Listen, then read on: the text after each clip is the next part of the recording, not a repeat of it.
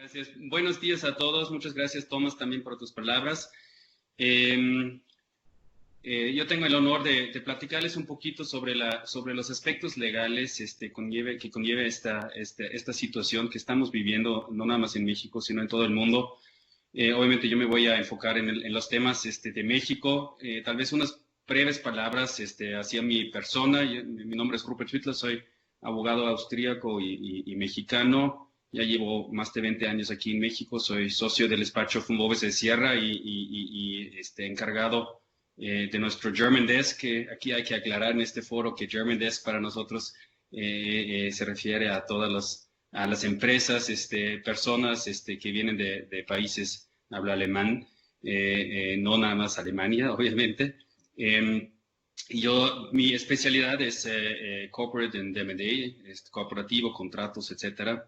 Y les voy a dar una breve, unos comentarios sobre los temas jurídicos más relevantes y traté de enfocarme más en los temas prácticos. He estado prácticamente todo el tiempo en el teléfono las últimas semanas, llevo 5 semanas en home office, como espero que la mayoría de ustedes que tienen trabajos administrativos.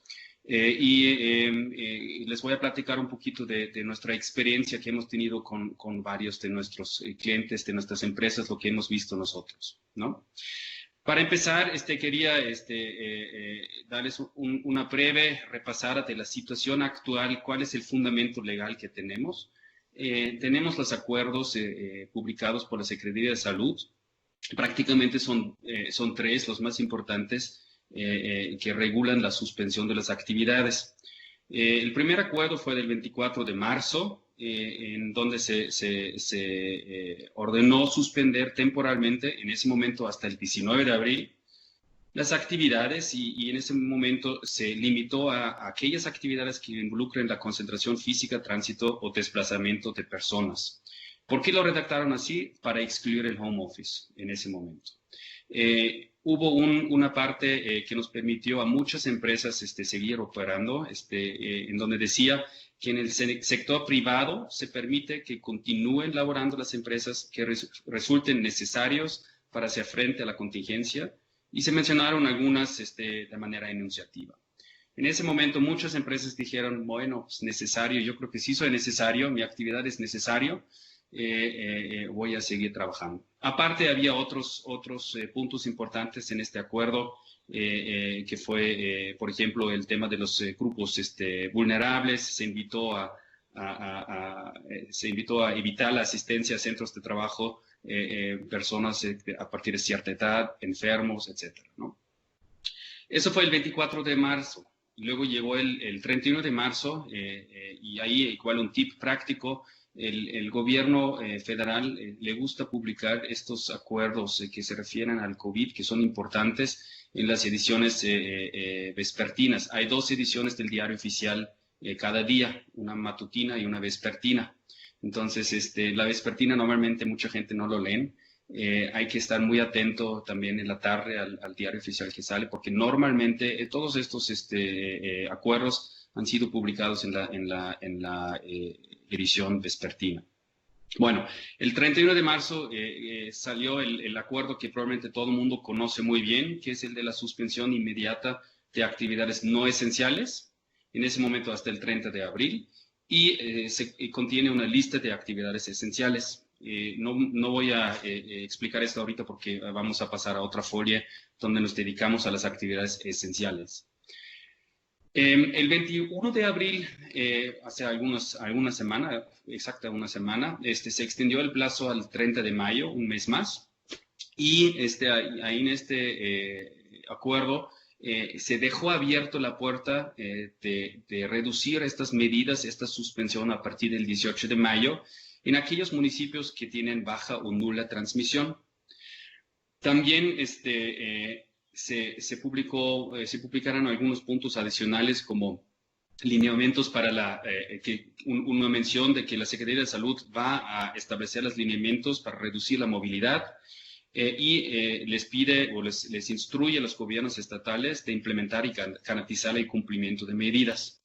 Y a partir de 21 de abril también vimos un aumento exponencial en inspecciones, en medidas adicionales por parte de los gobiernos locales. Eso más o menos es el fundamento legal de los temas de la suspensión. Ahora bien, actividades esenciales. Yo creo que esa es la pregunta que he recibido por parte de cada cliente. Obviamente todo el mundo trata de argumentar, o mucha gente, muchas empresas tratan de argumentar que sus actividades son esenciales. Y la verdad es un tema de interpretación. Aquí lo que hizo el gobierno es echarle la bolita a las empresas de interpretar qué es esencial. Publicó una lista de industrias, pero la lista no es muy clara, no incluye cadenas de valor, etcétera. Entonces, es una gran discusión que creo que todo el mundo ha tenido con su gente, con su management y con sus abogados. Son 3 categorías que se publicaron en el acuerdo del 31 de marzo. La primera es las necesarias de forma directa para atender la contingencia. ¿A qué se refiere? Se refiere a los temas que están directamente ligados con el sector salud, que son hospitales, es el sector farmacéutico, equipo médico, tecnología para atención a la salud, etcétera, limpieza y sanitación de unidades médicas, todo lo que realmente en estricto sentido se requiere en el sector salud. El segundo es donde probablemente la mayoría de ustedes, de sus empresas, están ubicados o les gustaría estar ubicados, son los sectores fundamentales de la economía. Y ahí viene una lista que es bastante amplia, que cita servicios financieros, telecomunicaciones, medios de información.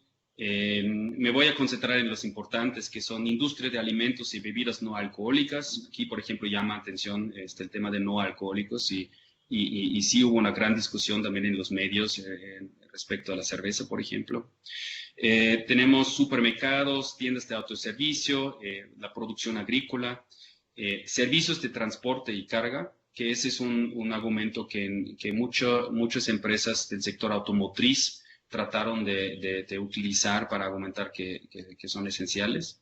Tenemos la industria química, productos de limpiezas, seguridad privada, servicios funerarios e inhumación, servicios de almacenamiento y cadena de frío de insumos esenciales. Esa es una industria que también hay varias empresas de países como Alemania, Austria, Suiza, en la línea blanca, que trataron de argumentar que son parte de este sector, ¿no? Y al final decía algo muy interesante, decía, todas aquellas actividades cuya suspensión puede tener efectos irreversibles para su continuación.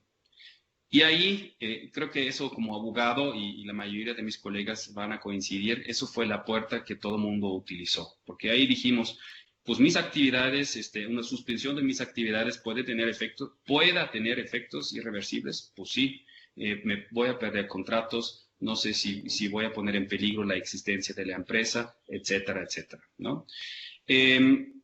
Esto llevó a la Secretaría de Salud de publicar un lineamiento técnico que ven en la folia 2 puntos más adelante, lineamientos técnicos publicados por la Secretaría de Salud en el Diario Oficial el 6 de abril de 2020.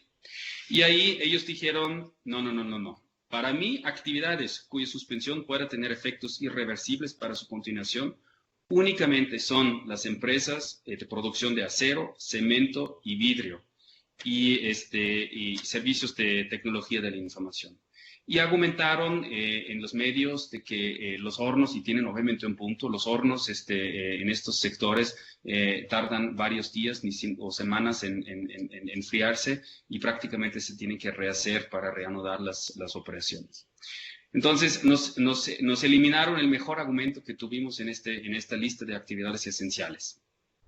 Y regresando a las actividades esenciales, hay otro punto que son las actividades que se dediquen a la conservación y el mantenimiento de la infraestructura crítica que asegure la producción y distribución de servicios indispensables. Ese también se utilizó por parte de, ese argumento por parte de muchas empresas del sector automotriz y autopartes, ya que al final para transportar, para mantener la infraestructura de transporte se requiere vehículos, ¿no? En este sentido, la Secretaría de Comunicaciones y Transportes sí fue una de las pocas que mencionó unos lineamientos o precisaron a qué se refieren las actividades esenciales en su competencia. Ellos dijeron que hay 4 sectores, que es el transporte aéreo, ferroviario, autotransporte federal y marítimo. Y en el autotransporte federal incluyeron servicios de mantenimiento de flota vehicular, proveeduría de refacciones y servicios conexos, y eso otra vez fue un argumento para el sector automotriz. Sin embargo, ustedes seguramente están siguiendo los medios, la información pública. El gobierno federal ha dicho en repetidas ocasiones que el sector autopartes y automotriz no es esencial. Hay algunas excepciones, pero son muy limitadas, pero en términos generales, el criterio de la autoridad federal es que no son esenciales. Bueno, la segunda pregunta que muchos de mis clientes y contactos me han hecho en estos días es, ¿qué consecuencias puede tener si yo violo este reglamento, estos acuerdos, y si mi empresa sigue trabajando? Hay 4 categorías. Hay la categoría de violaciones en materia de salud, hay violaciones en materia laboral, materia civil y también materia penal. Empezamos con el tema de violaciones en materia de salud. Aquí la Secretaría de Salud tiene, como no es una disposición sanitaria que está sancionada en alguna ley o un reglamento, la multa puede ascender a 16,000 veces la famosa UMA, Unidad de Medida y Actualización, que es la unidad que sustituyó el salario mínimo para efectos de multas hace unos años. La multa máxima son estos 16,000 veces, que son 1.440.000 pesos, ¿no? Aparte de eso, la Secretaría de Salud y sus dependencias tienen la posibilidad de una clausura temporal o definitiva. Esto es algo que nos preocupa un poquito más que la multa. La multa puede ser relativamente baja para algunas empresas. La clausura es un tema más severo, ya que hay un proceso para levantar la clausura. Y no sabemos, pero como conocemos la actuación de las autoridades hasta este momento, suponemos que va a tardar un rato en reabrir aquellas empresas que fueron clausurados por violaciones del acuerdo, ¿no? Aquí, en este momento, en este sentido, hay que tener mucho cuidado. Si hay una clausura, la autoridad sanitaria pone unos sellos, y si alguien rompe estos sellos, ese es un delito. Entonces, ahí sí hay una consecuencia penal. Entonces, sí hay que respetar los sellos.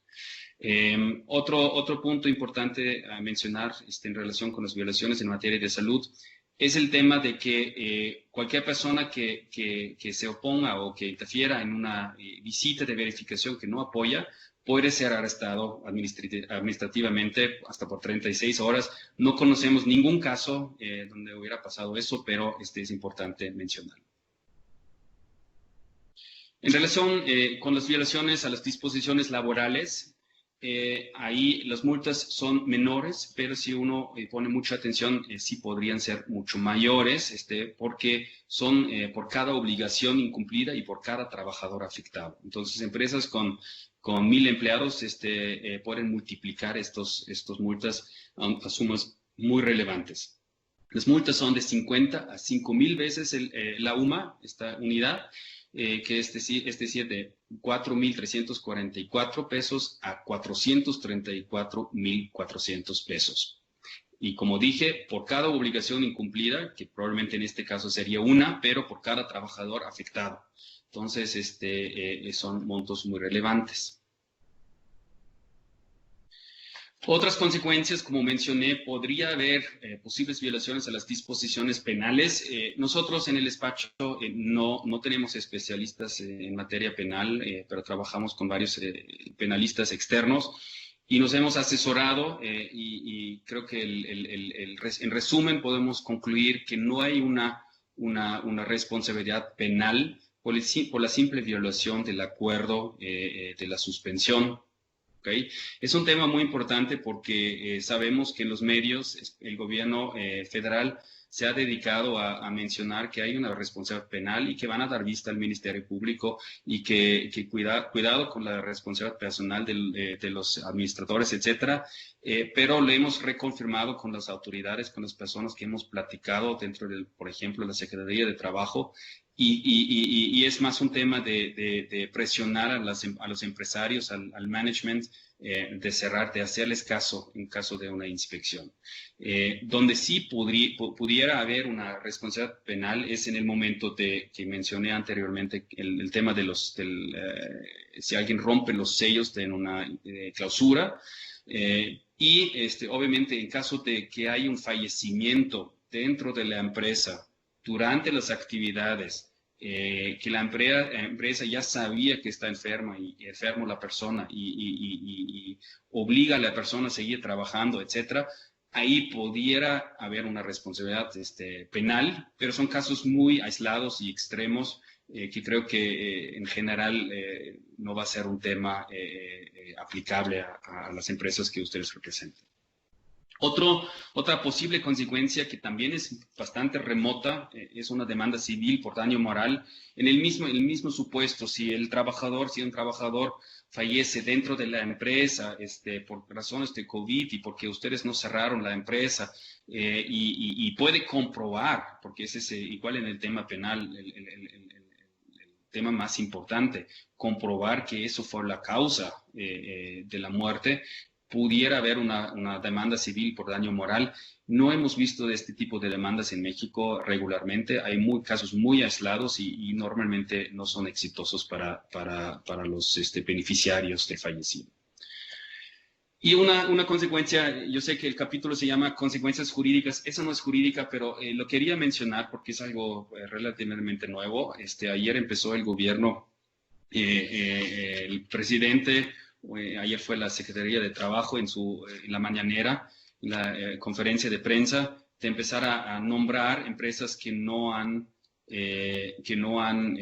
cumplido, ¿no? Y mencionaron ahí 4 empresas, no sé si ustedes lo vieron, una fue Andrea, el catálogo de los zapatos, venta por catálogo, Carnival, que no conozco, Coppel, y una empresa del sector automotriz que se llama Bolim SLT.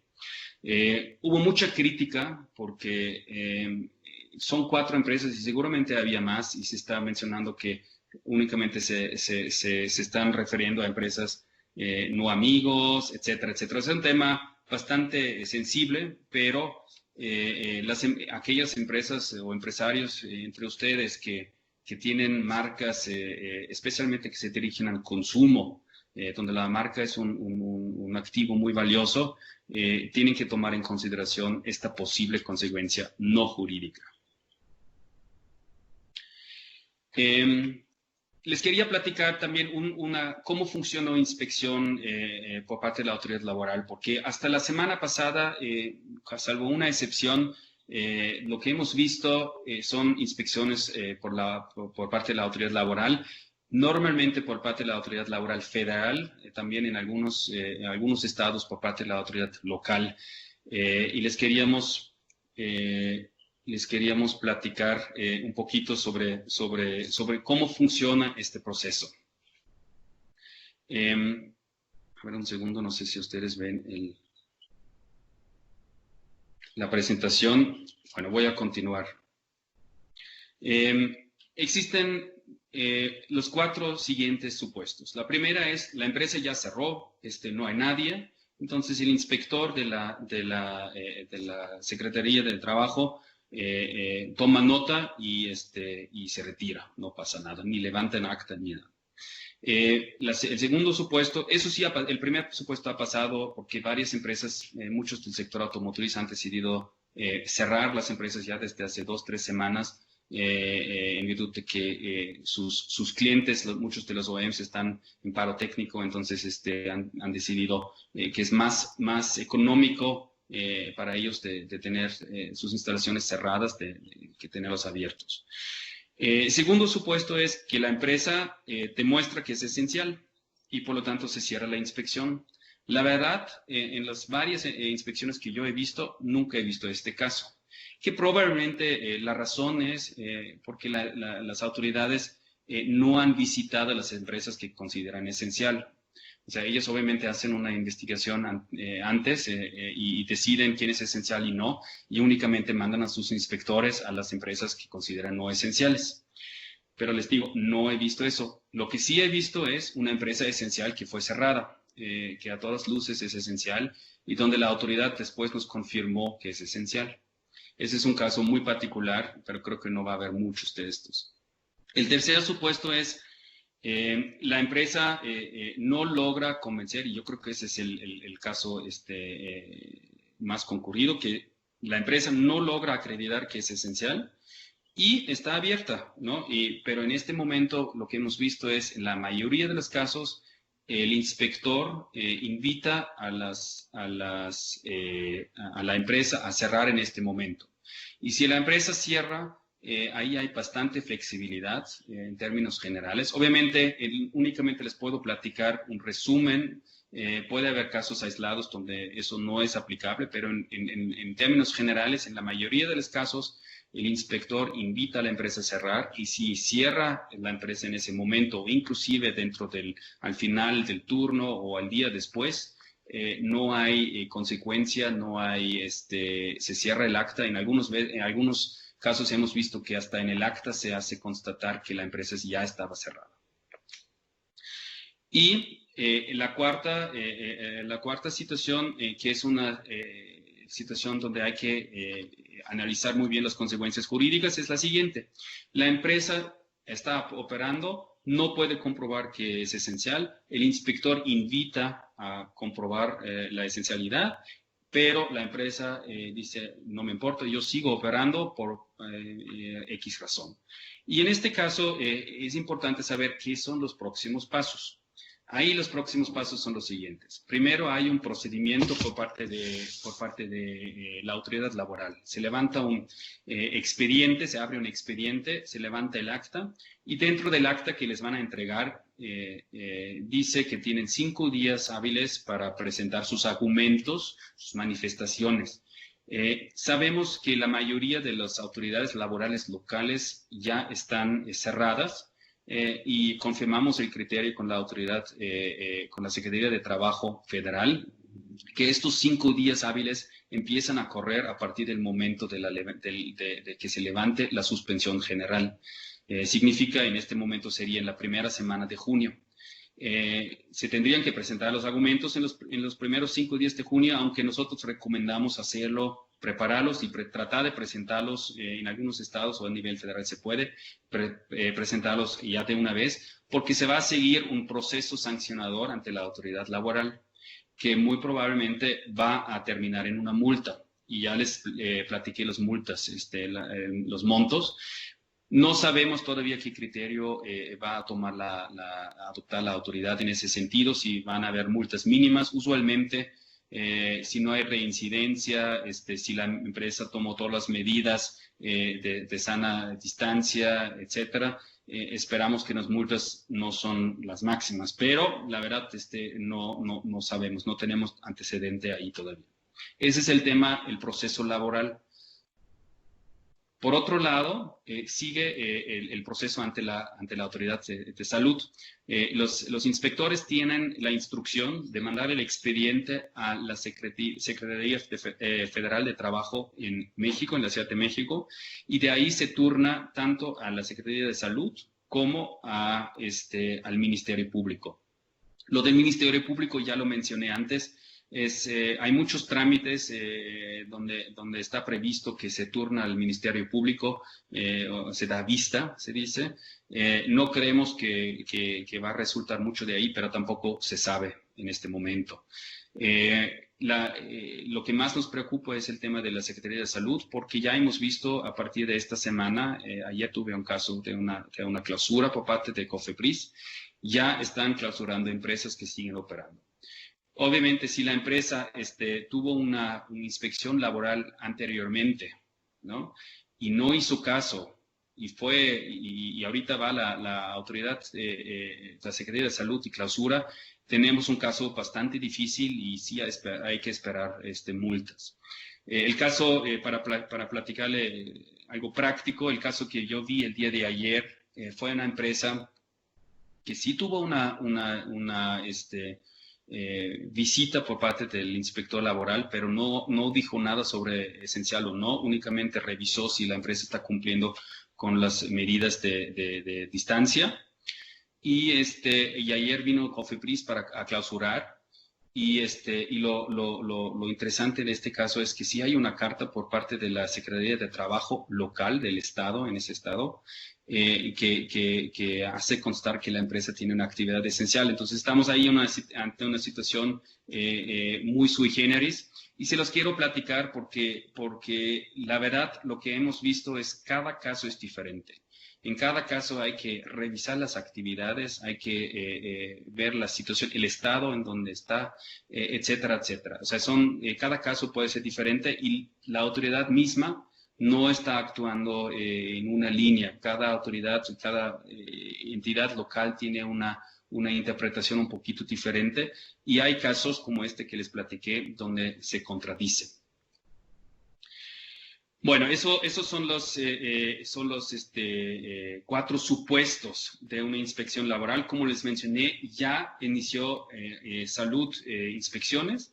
Estas inspecciones por parte de la Secretaría de Salud o COFEPRIS no necesariamente tiene que haber en estos casos una inspección laboral anterior.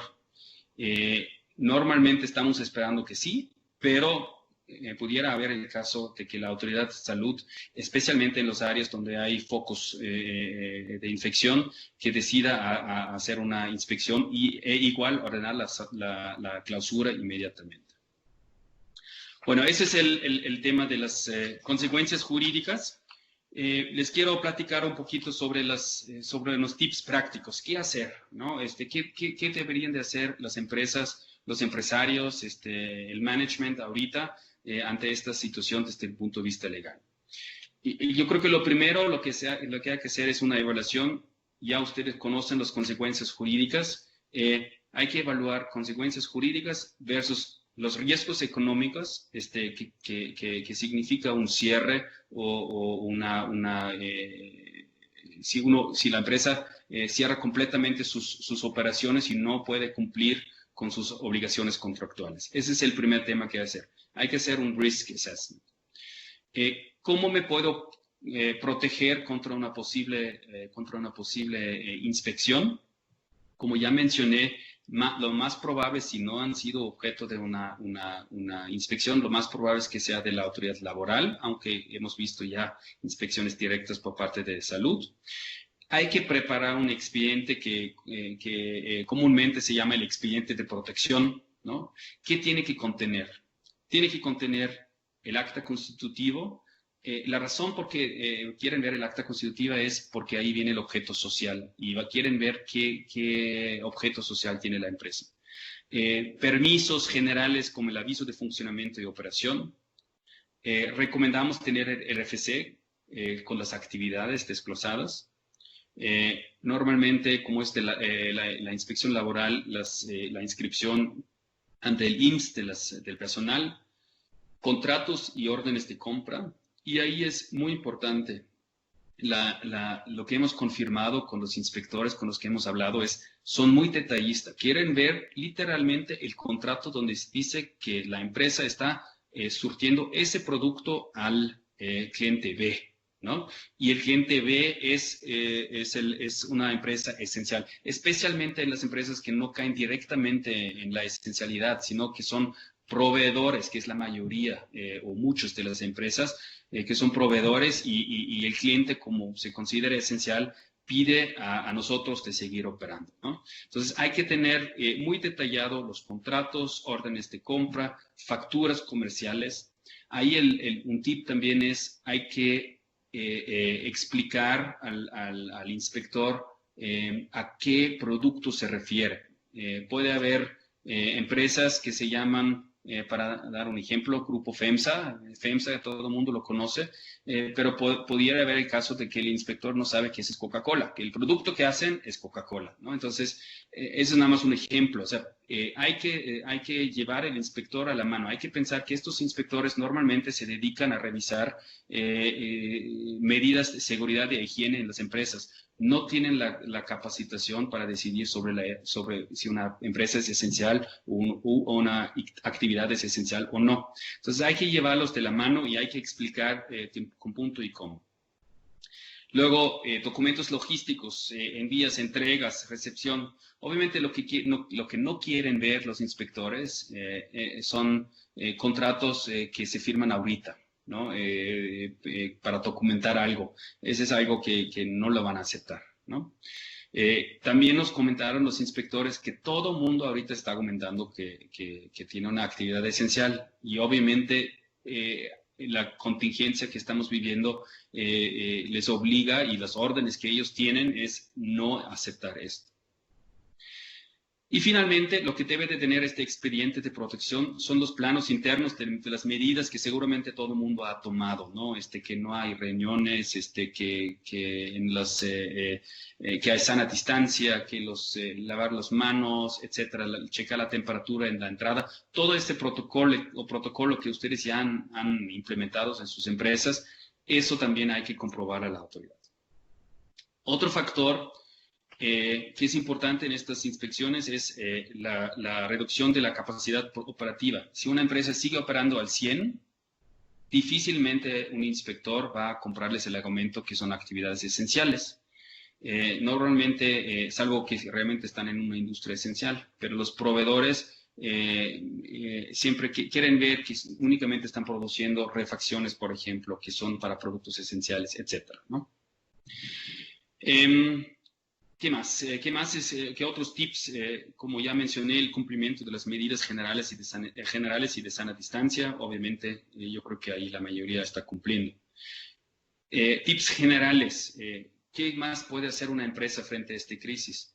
Puede reducir el impacto económico mediante acuerdos laborales. Creo que va a haber un webinar sobre este tema, nada más brevemente. Muchas de las empresas están en paro técnico.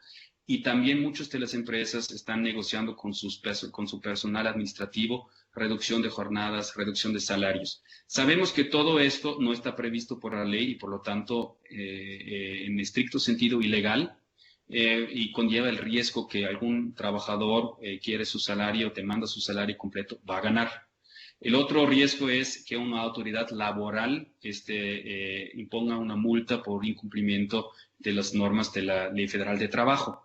Sin embargo, situaciones extraordinarias, medidas extraordinarias. Muchas empresas lo están haciendo y lo que hemos visto nosotros, en la gran parte de los casos, los empleados están dispuestos también de dar su parte y de ya llegar ahí a un arreglo. Otro tema muy concurrente es el tema de la presentación de cartas y peticiones a las autoridades. Al inicio, nosotros no recomendamos presentar cartas solicitando una confirmación de una actividad esencial porque pensamos que iba a aumentar el riesgo de una posible inspección. Ahorita estamos en una situación ya 4 o 5 semanas después del inicio de toda esta situación, donde ya hay inspecciones por todos lados, entonces ese riesgo ya no existe. Y la presentación de una carta de ese tipo pudiera ser un argumento, nos podría dar un argumento en un proceso posterior de que nosotros actuamos de buena fe. Y prácticamente decir, yo te pregunté a autoridad, si tú no me contestaste, yo estoy esperando la respuesta, ¿no? Y la razón es porque en la gran parte de los casos hemos visto muy pocas cartas y los que hemos visto son a nivel local. En algunos gobiernos se han aventado a dar cartas confirmando la esencialidad, que no nos protege, como vimos en el caso que les platiqué hace unos minutos. Nosotros, para muchos clientes, hemos presentado ahorita cartas ante la Secretaría de Salud Federal y de Economía, nada más para crear ese argumento que estamos actuando de buena fe, pero no hemos recibido respuesta. Otro tema que deben de hacer desde el punto de vista legal es el tema de la revisión de los contratos que tienen con sus clientes, con sus proveedores. Revisen si tienen cláusulas de fuerza mayor, ¿no? Que tal vez se les pudiera permitir terminar el contrato o no cumplir con las fechas de pago en ese momento, etcétera. Habrá que revisar cada caso, cada contrato, porque normalmente en los contratos se establecen las formalidades que se tienen que seguir. Si no, el contrato no prevé nada, habrá que ir al Código Civil aplicable o al Código Civil Federal en caso de contratos mercantiles. Y generalmente hay ciertos criterios que se tienen que cumplir, ¿no? Un tema ahí importante son los contratos de arrendamiento. En contratos de arrendamiento sí hay en algunos códigos civiles disposiciones que permiten suspender el pago, si soy el arrendatario. Y también si la contingencia tarda o la suspensión tarda por cierto tiempo, pudiera haber el caso de el derecho de una terminación anticipada. Yo creo que esos son los tips prácticos y con eso vamos a llegar al último punto, que son los programas de incentivos. Sabemos, muchos de ustedes tienen matrices en Austria. Vimos todas las noticias que el paquete económico de apoyo de Austria es no sé cuántos mil millones y en Alemania y en Estados Unidos y están circulando cifras muy altas. Y la verdad estábamos esperando algo en México y lamentablemente hasta ahorita no ha habido mucho.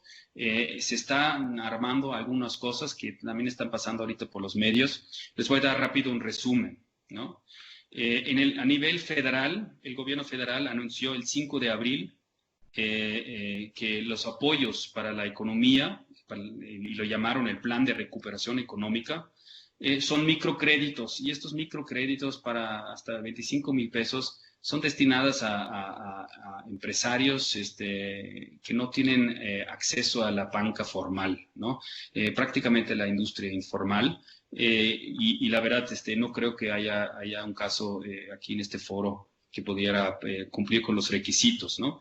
Además dijeron, bueno, microcréditos, además no va a haber aumento de impuestos y tampoco se van a crear nuevos durante la contingencia y aparte nos vamos a apurar en la devolución del IVA, que la verdad no hemos visto, pero eso es lo que anunciaron. Y recientemente, el 26 de abril, el presidente publicó su famoso decálogo, donde dice, obviamente sí hay apoyo a las empresas si se refiere al 30% de la clase mediana y alta. Y dice, mis apoyos son los siguientes: no tolero actos de corrupción e impunidad, que no es necesario que la sociedad financie al gobierno, garantizo las libertades, proveo un verdadero Estado de Derecho, hay paz con justicia social, no hay impuestos, no hay gasolinazos, hay inversión en infraestructura pública y el TEMEC, ¿no? Operaciones de más maquiladoras y el crecimiento de la industria automotriz, y se refería al TEMEC. O sea, como pueden ver, no hay un apoyo real. Son más temas ideológicos que un apoyo tangible a las empresas. Ese es a nivel federal. Y a nivel estatal y municipal sí se ha dado mucho más el caso de que los gobiernos, obviamente los gobiernos locales, están muy preocupados por la economía estatal y las empresas. También los empresarios tienen mucho mejor contacto con los gobiernos locales. Y hay en varios estados ya hay catálogos de apoyos que van de descuentos sobre impuesto como nómina, predial, servicios, descuentos en pago de derechos, prórroga en pago de impuestos y derechos sin recargos y multas. Hay suspensión de actos de fiscalización en muchos de los estados, créditos a microempresas, hay apoyo económicos en ciertos sectores, por ejemplo en el campo, y hay programas especiales de empleo temporal. El único estado creo que lo tiene es Guanajuato, pero habrá que revisar cada estado. Y repito, puede haber ciertos requisitos para acceder a estos apoyos estatales.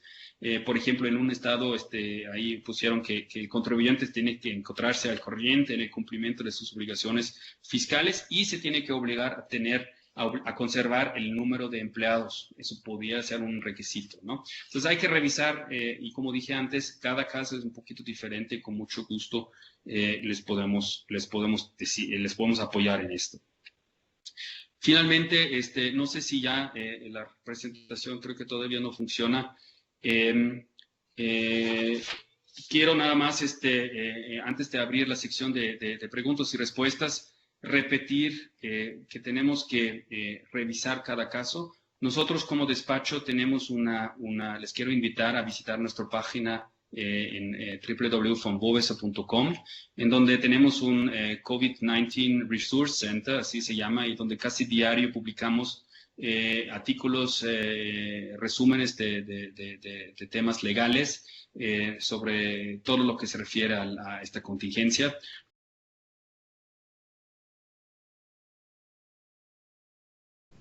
Bueno, tenemos aquí otra pregunta que dice, buen día, en el caso de algunos procesos productivos, requerimos hacer actividades previas para entregar a tiempo a las armadoras 1 o 2 días antes de su arranque de operaciones. ¿Qué recomendarían hacer para justificar estas actividades? Bueno, es una muy buena pregunta.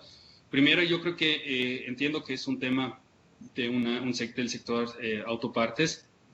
El sector de autopartes es una situación muy especial, como mencioné, no se considera esencial por parte del gobierno federal. Sin embargo, el viernes pasado, no sé si lo han visto, hay un comunicado por parte de la Secretaría de Relaciones Exteriores donde se menciona que tanto México como Canadá y Estados Unidos están trabajando en un plan para reactivar la industria, para reaperturar la industria del sector automotriz en la región y que van a publicar lineamientos correspondientes dentro de los próximos días.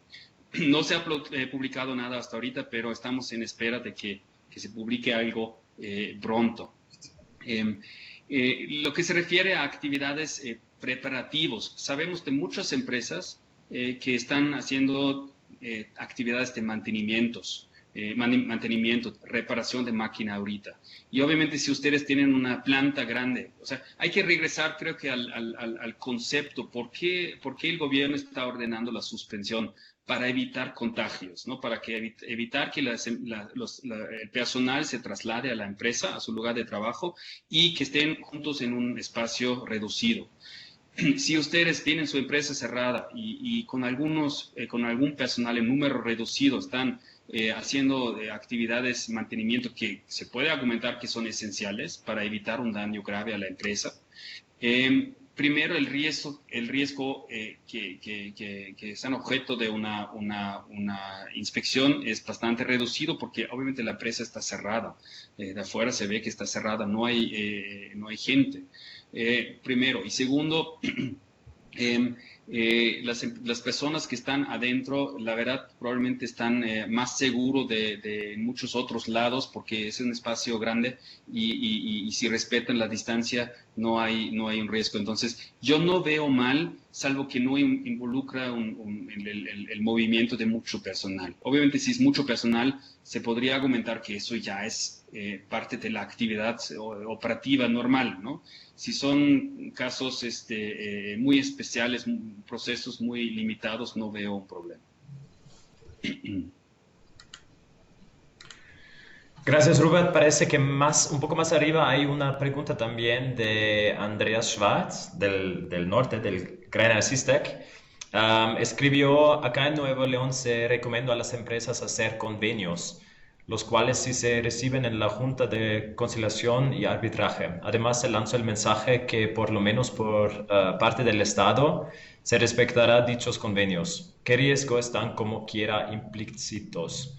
Y una adición, omití mencionar que me refiero al pagar 100% de salarios mientras una empresa esté cerrada o tenga problemas de ingresos debido a la situación COVID. Esta pregunta lo traté de responder, no sé si alguien me escuchó cuando creo que se fue la línea, pero con mucho gusto lo repito. El tema de los convenios sabemos que es algo recurrente. El Estado, el gobierno, lo que quiso, seguramente también hay que verlo desde el punto de vista ideológico y de clientela del partido que está gobernando México ahorita. Dijeron desde el inicio, queremos que suspendan, pero tienen que pagar el 100%, que es un poquito como una carta a Santa Claus. Sabemos que eso es imposible para muchas empresas. Lo que se hizo, muchas empresas negociaron este tipo de convenios tanto con los trabajadores en la línea, con los blue collar, como con personal administrativo, ¿no? Con los trabajadores sindicalizados se llama paro técnico, y con los trabajadores administrativos, empleados administrativos, se llama un convenio de reducción de jornada, reducción de salario, etcétera. Estos convenios no tienen un fundamento en la ley ni los paros técnicos per se, y por lo tanto existe el riesgo, y esa es la respuesta a la pregunta, existe el riesgo que algún empleado demande el cumplimiento de su pago de salario completo. En este caso hay muy pocas posibilidades de defenderse por parte de la empresa. Y la otra posibilidad o el otro riesgo sería una inspección laboral donde hacen constar que la empresa no está cumpliendo con su obligación del pago del salario y multa a la empresa. Esta segunda situación no lo vemos tan probable porque inclusive la Secretaría de Trabajo en alguna entrevista mencionó de que sí quieren que las empresas paguen el 100%, pero ella entendería si las empresas llegasen a tener convenios diferentes con los trabajadores, lo que entendemos que abrieron la puerta a este tipo de convenios. Y al final, para muchas de las empresas es un tema de sobrevivencia, o sea, no es que quieran hacer eso. Y la respuesta de los empleados, de los trabajadores, en la gran parte de que hemos visto nosotros, ha sido bastante razonable y positivo. Ok, gracias.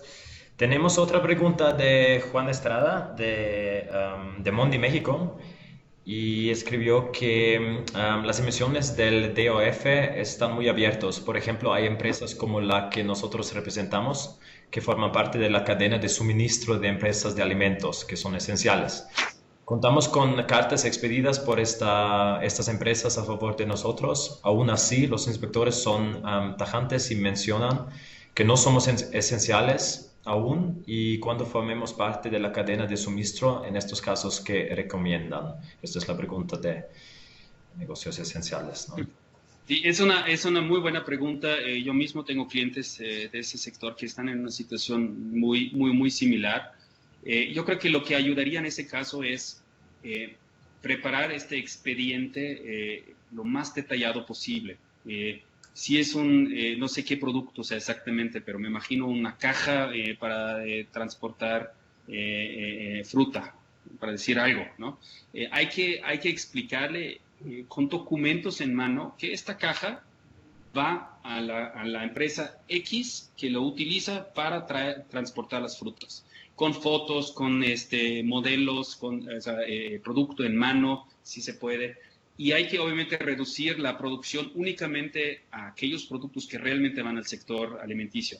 El gran problema es que la autoridad laboral, y así nos ha dicho el director general de inspecciones a nivel federal, nos ha dicho, para ellos, el diario, o sea, la lista de industrias esenciales es exhaustiva. Ahí sí dice la industria alimenticia, pero no dice la industria proveedora de servicios y productos requeridos por parte de los esenciales, ¿no? Entonces ellos dicen, esa parte, la caja o el cartón no es parte de la industria alimenticia. Aparte, obviamente saben que si esa es su postura, pararían la cadena de alimentos en México. Entonces, lo que ellos llaman la cadena de valor. Hay que comprobar que esta empresa es parte de la cadena de valor y sin el producto que entrega a la industria alimenticia no se puede transportar el producto, ¿no? Y con ejemplo, con fotos, con facturas específicas, etcétera, etcétera. Y obviamente, igual aquí hay que decir, nosotros tuvimos, lo mencioné en la presentación previamente, tuvimos un caso de una empresa que a todas luces es esencial. Si en este caso sí vale la pena pelearlo, si hay una inspección que define que no es esencial, yo creo que se puede escalar y se podría tratar de revertir esta decisión. Lo estamos haciendo en un caso, les digo, es muy complejo, pero en este caso yo creo que sería muy defendible. Entonces yo sugeriría de tratar de revertir esta decisión. Gracias. Hay una pregunta siguiente de Juan Estrada. Una última jurídicamente. ¿Los amparos son una herramienta recomendable para evitar un mal juicio de parte de la autoridad? ¿Puedes leerlo? Sí, o sea, el amparo, el problema del amparo es que nadie va a recibir el amparo y no van a otorgar suspensión. Por lo tanto, se va a ir a un proceso que se va a discutir en 3, 4 meses y por lo tanto no nos resuelve el problema de ahora que tenemos ahorita. O sea, no nos ayuda en ese momento y por lo tanto yo he visto muy pocos amparos y desde el punto de vista económico creo que no convenga ahorita presentar un amparo, ¿no? Ok. Parece que hay más preguntas por arriba. Sí, aquí de Carlos Granados, de Voestalpine High Performance. Estimado Rupert, escribió, si nosotros somos proveedores de la industria automotriz, podríamos argumentar que el 17 de mayo podríamos reanudar nuestras actividades. Esto es... No, o sea, la fecha del 17 de mayo se refiere a la locación, a la ubicación geográfica de las empresas. Y ahí la Secretaría de Salud todavía no ha publicado los lineamientos en qué áreas ellos consideran que hay baja o nulo contagio. Probablemente lo van a publicar unos días antes, ¿no? Obviamente en lugares muy remotas sí la probabilidad es más alta, ¿no? En la Ciudad de México o en las manchas urbanas grandes es poco probable. Esa es la fecha del 17 de mayo. Para la industria automotriz, no sé si me escucharon antes, pero lo que mencioné es que hay un acuerdo por parte de la Secretaría de Relaciones Exteriores publicado, más bien un comunicado donde hacen constar que que están trabajando en acuerdo con Canadá y con Estados Unidos para una reapertura del sector automotriz y estamos en espera de que se publiquen los lineamientos, ¿no? No creo que van a permitir inmediatamente, pero también seguramente todo el mundo ha escuchado cuando López Obrador en algunas de sus conferencias dijo que va a permitir que 3 a 5 días antes en Estados Unidos que reabren los proveedores del sector automotriz. Ya estamos en esta situación porque en Estados Unidos ya están empezando a abrir las primeras. Entonces estamos en espera que pronto vayan a publicar algo. Ok. Hay una más de Constancio Leal, de Xenoplast. Escribe, buenos días en tiempos donde cash is king. ¿Existe alguna lista de entidades financieras que estén dispuestas a ofrecer algún instrumento tipo factoraje con costo no tan elevado o no tan elevados? No sé si seamos los únicos con problemas de no pago de parte de los clientes. No, yo creo que no son los únicos, yo creo que es un tema muy recurrente. Entiendo que también va a haber un webinar con ese tema, no quiero adelantarme, pero en términos generales hay que acercarse a los bancos. A mí personalmente no me consta qué bancos ofrecen ahí algún tipo con costo no tan elevado. Lo que sí es igual una nota actual es el tema del